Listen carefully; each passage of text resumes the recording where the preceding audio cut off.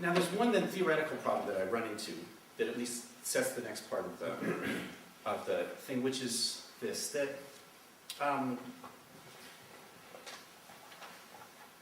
it's no longer clear to me that democracy is or can mean the same thing. Let me put it this way, that I think one of the difficulties in many of the reform proposals to reform the global system is that they rely on a national imaginary when thinking about the global system. Let me give you a few examples just to make that concrete.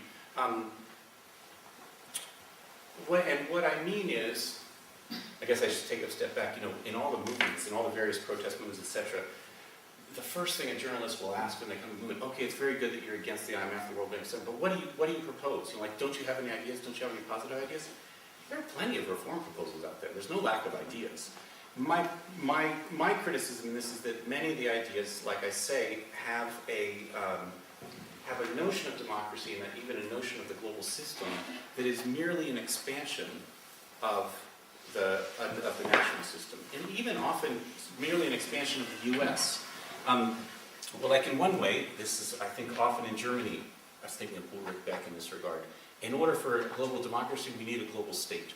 Like that might be one way in which the expansion of the national to the global, in a way that seems to be improper. Another more interesting one, it seems to me, are the kind of proposals like, for instance, that we need another house of the United Nations. That the United Nations maybe should be something like the US Congress. So we have a General Assembly, which is perhaps the most democratic existing global institution. But the General Assembly is like the Senate in the United States. There's one representative from each state regardless of population. So that what we need is a second house. Call it a People's Assembly, call it a global parliament, which is representational, where China would get 100 representatives, and India 80, and the US would only get 20, and maybe Europe as a whole would get 20, and Indonesia would get 20. I don't know exactly how the things would go. But at least it would restore, and this is the usefulness, almost public pedagogy usefulness of such proposals, is at least it restores the notion of proportionality to representation. At least it's at least a useful thing. But on the other hand, when you look at it, I'm only talking fast because I'm worried I'm boring you with this part. When you look at it, that notion of representation stretched so thin across the global sphere ceases to mean anything. And that's what, here's my historical example, or historical political example, which has a problem but nonetheless has a certain kind of illustrative value. It seems to me that we're in the same position with respect to democracy today that revolutionaries were in the 18th century. And it goes like this, and I'm thinking here just in terms of scale, but at least it's an illustration. In the 18th century, I'm thinking mostly of the US and French revolutions, the ones who were interested in democracy, they were met by these skeptics who said, look, democracy might have worked in Athens, in the city-state, where everyone could meet with each other, there were certain kind of institutions.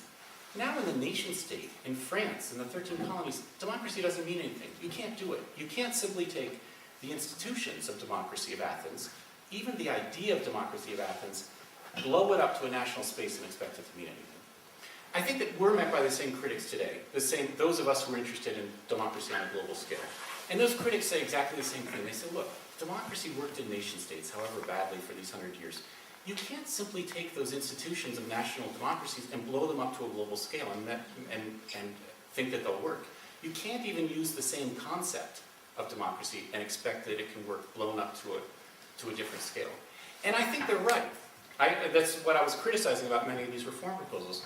I think that it's true that one can't simply take the same institutions and even the same concept that has been constructed and practiced within nation states and assume that it will address the global system. So I guess there are two things the analogy does for me. One is, say, to pose how enormous such a project is. Like, you not only have to invent new institutions, you have to reinvent a concept. Reinventing concepts, a lot of work. It's not something that I can do or you can do. It's something that takes, extended periods. So it's quite an enormous project, it seems to me, that's involved in the proposition of democracy on a global scale today. On the other hand, the analogy does something else, something actually quite better, which is saying, look, they did it in the 18th century. There's no reason we can't too. New institutions can be invented. Democracy can be reinvented. It's not something that Tony and I do. It's not something that we here do as our little SASFE group. it's something that happens collectively, that happens in political movements, that happens over a certain period of time. But it happens, and it can happen. There's no reason not to think it can happen, or not to want it to happen, or not to work for it to happen.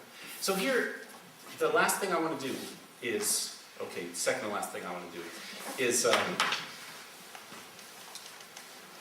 try to explain at least the outlines of the concept of the multitude that Tony and I use as a proposal or a framework in which to think democracy on a global scale today.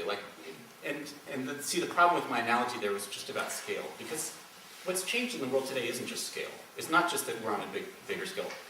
A lot's different in the world. The lot really has to be rethought in terms of democracy or not. Anyway, the notion of multitude it's not like we're offering. We're using ourselves. We're trying to understand ourselves what democracy could mean today, what liberation could mean today, and here's the approaches to it.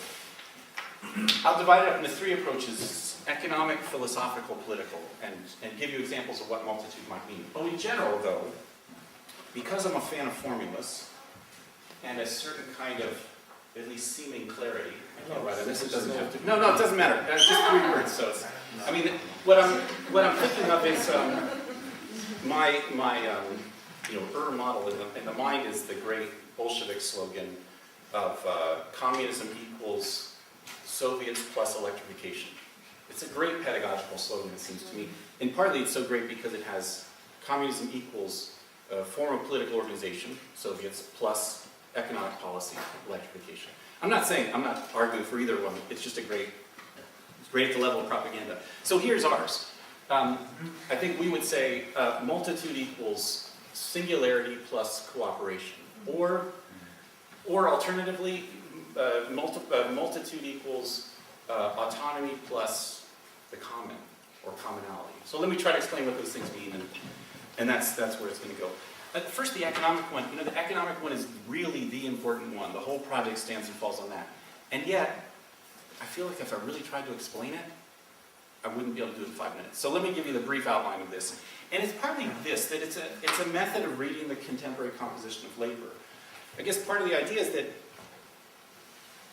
when you want to talk about democracy today, all of this is just castles in the air. It's all just dreaming, unless you can demonstrate that there are actually existing subjectivities that are capable of democracy. You have to say what people's abilities are in their daily lives.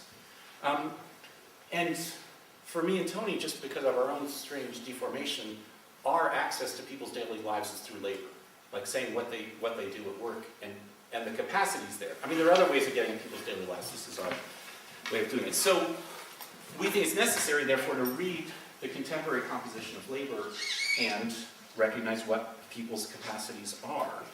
And it's just based on the idea, simple idea, long-standing idea, that of course in labor and production, people are not merely victims, they also have capacities. That's the double nature of labor always, that people aren't just oppressed or repressed, they're exploited, meaning that they have power. People in labor create capital, they create the system, and they are determined in doing so. So recognizing those capacities involved seems like a useful strategy into seeing what are the capacities people have today that allow them to be able to sustain a notion of democracy. Here's the difficult part.